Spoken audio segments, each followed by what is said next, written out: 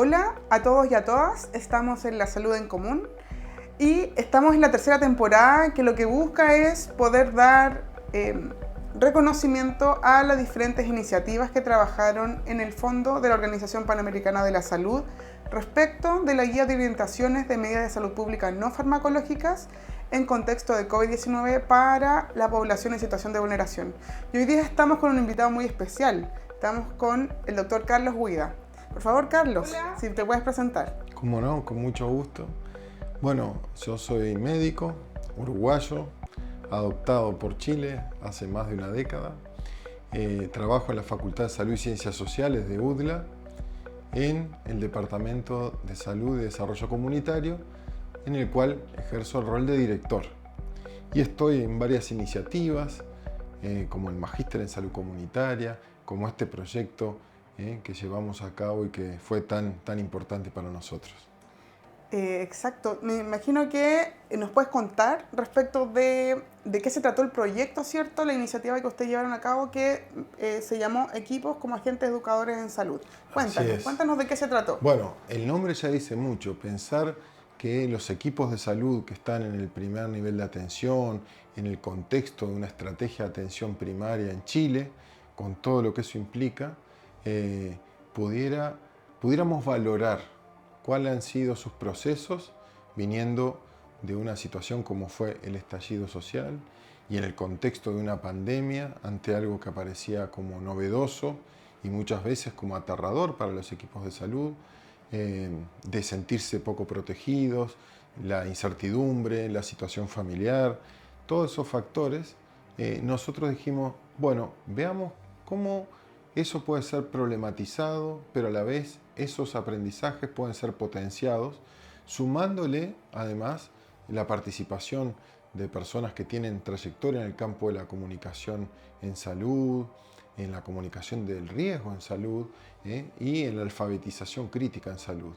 Entonces, de alguna manera, lo que hicimos fue escuchar, reunir, escucharnos, problematizar la realidad y a la vez utilizar esta guía de la Organización Panamericana de la Salud, ver el grado de aproximación que las personas tenían, qué le podíamos aportar y luego desarrollar estrategias que tuvieran que ver con la región de Chile en la cual estuviéramos trabajando, ¿sí? De una manera muy breve, Nicole. Qué interesante, porque finalmente los equipos de atención primaria son los que conocen los territorios, a las personas, ¿cierto? Y el diario vivir, ¿no? Es un actor estratégico. Cuéntanos, ¿cómo se vincularon con ellos? ¿Qué estrategias utilizaron para vincularse con ellos? Bueno, por supuesto que la universidad tiene por diferentes caminos, diferentes estrategias, diferentes planes, algún tipo de vínculo con los campus clínicos, por ejemplo, pero por otra parte, organizaciones sociales, equipos de salud que están vinculados a cada uno de los integrantes del equipo que llevó adelante este proceso, mostraron interés. También se cuentan las personas, aparecen necesidades y nosotros nos centramos en equipos que estaban postulando desde 3 regiones: la región de Valparaíso, la región metropolitana de Santiago y la región del Biobío. Y a partir de ahí se fue generando un vínculo en el cual nosotros veíamos si había posibilidad de participar de estos talleres, de estos espacios de capacitación y de generar estrategias. O sea, no alcanzaba con postularse, sino que teníamos que tener las garantías básicas para que ese proceso se llevase adelante. Exacto, qué interesante. ¿Y a qué población en situación de vulneración apuntaban? Lo que pasa es que depende de cada región, de cada contexto. Un centro, por ejemplo, de salud familiar puede estar en contacto con una realidad que es muy particular. No es lo mismo la situación de Petorca que la situación de Tomé. En una tenemos la sequía, ¿verdad?, muy conocida en Chile, muy prolongada. En otro tenemos lo que puede ser la situación vinculada a lo que pasó durante el terremoto y tsunami de una década atrás, con los aspectos de psicotrauma, con la reconstrucción, etcétera, como podía ser en Dichato, en Tomé, en otras en otras partes de la región del Biobío. Y con situaciones, por ejemplo, la llegada de personas, familias migrantes, con sus características particulares, con los cambios que se han ido produciendo en la migración, con barreras idiomáticas que hay que transformarlas en una posibilidad de comunicación real.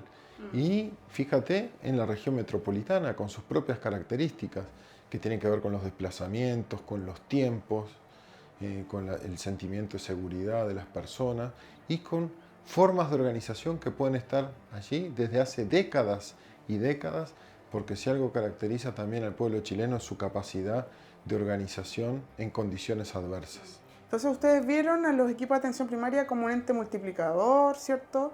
Que podía adecuarse a los diferentes contextos que cada uno vive, ¿no? Y así lo hacen muchas veces sin saber de que lo están haciendo. Claro. Y por eso nuestro máximo reconocimiento. Pero también que un equipo conozca lo que está haciendo otro y de qué manera se produce esto que hace años llamaba Rodrigo Vera Godoy la resonancia comunitaria. Y cuando uno introduce información de calidad, cuando uno invita a escuchar lo que le está pasando a los otros y por qué se cuida más o se cuida menos o no tiene medios para cuidarse, es muy importante. Fíjate que hay estudios, por ejemplo, que muestran lo que ha sido la movilidad en el año 2020 según las comunas en la región metropolitana. Y muchas veces las personas, por más que conocen la situación en la que están inmersas en una pandemia, tenían que movilizarse.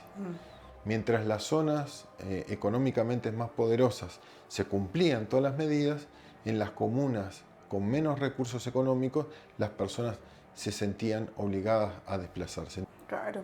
Y respecto a eso que tú hablabas que tiene que ver con el contexto social, en Chile, ¿cómo se vivió la pandemia? ¿Cuál fue el contexto social, histórico, político que hace finalmente quizás una diferencia respecto de otros países, ¿no?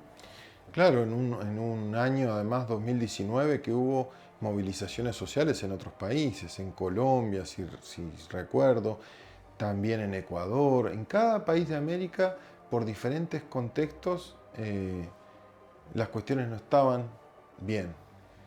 Y en Chile, bueno, a partir de las grandes movilizaciones de octubre del 2019, fíjate que eso tomó determinadas características que eran no solo conocidas en Chile, sino en el mundo, lo que estaba pasando en Chile.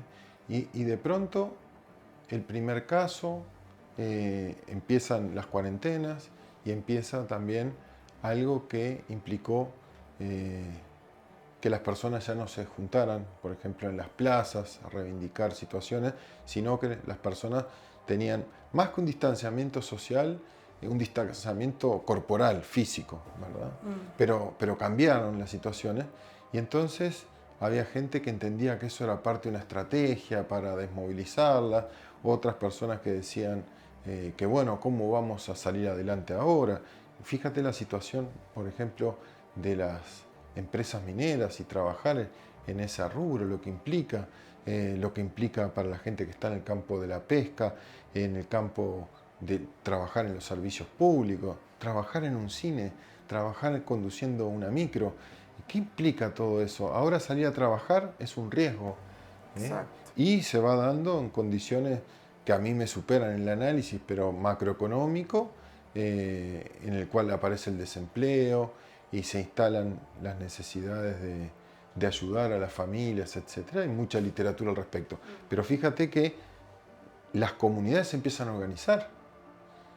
Surgen las ollas comunes, llamadas ollas populares en otros lugares de América, como una forma de sobrevivir, realmente de sobrevivir. Y entonces ya no eran las mismas ollas comunes de los años 80 o los años 30, sino que ahora eran ollas comunes con mascarilla. Imagínate. ¿Verdad? Es Claro. otra realidad. Entonces tenemos las formas organizativas históricas de Chile, pero ahora aparecen en un contexto bien distinto. Y también responden finalmente a las necesidades humanas fundamentales. Cuando uno no puede comer, ¿cierto? ¿Qué importa contagiarse, no? Claro, claro. Entonces, ahí tú traes las necesidades humanas fundamentales que traía Max Neff, ¿no? Entonces, el entendimiento, el afecto, el ocio, la sobrevivencia, la participación, todo se fue modificando.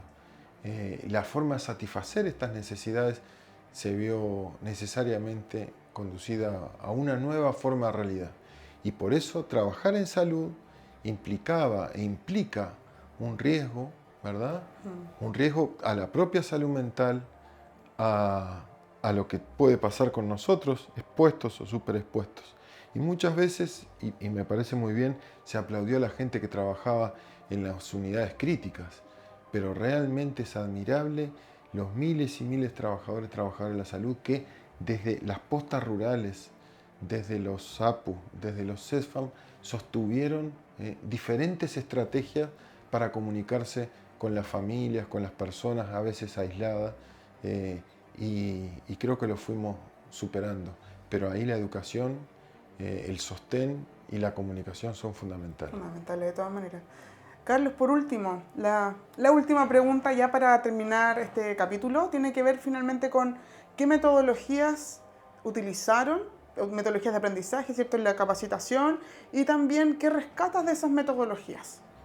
Yo creo que lo podemos llamar pedagogías mixtas, pedagogías combinadas, pedagogías que van a utilizar lo mejor de la educación en talleres, ¿sí? Que no es solamente la aplicación de una dinámica, sino es la construcción, como en un taller, Exacto. de algo nuevo. La formación con personas muy capacitadas, algunas residentes en Chile, otras residentes en España, por ejemplo, que aportaron en modalidad virtual. La posibilidad de escuchar lo que tiene que ver con los afectos. A mí eso me parece central a lo largo de todo el proceso, y luego de haber problematizado, de haber capacitado, de reforzado aspectos de la capacitación basada en la guía del OPS, generar estrategias para mirar hacia adelante. Y se han ido generando nuevos productos. Hicimos un video que se llama Universidad siendo comunidad, una respuesta a la emergencia que refleja un poco todo esto y que está disponible en las plataformas en general que se usan. En un continuo proceso de aprendizaje. Esto no se termina con un proyecto, esto tiene que continuar, y en las fases más lindas estamos ahora en diálogo con otros proyectos de otros lugares de las Américas que nos llevan a pensar, a reflexionar cuál fue nuestro aporte y cuál es el aporte de otras experiencias. Muchas gracias, Carlos. Muchas gracias, amigos y amigas que nos escuchan en La Salud en Común. Esperamos que nos puedan seguir escuchando en el próximo capítulo.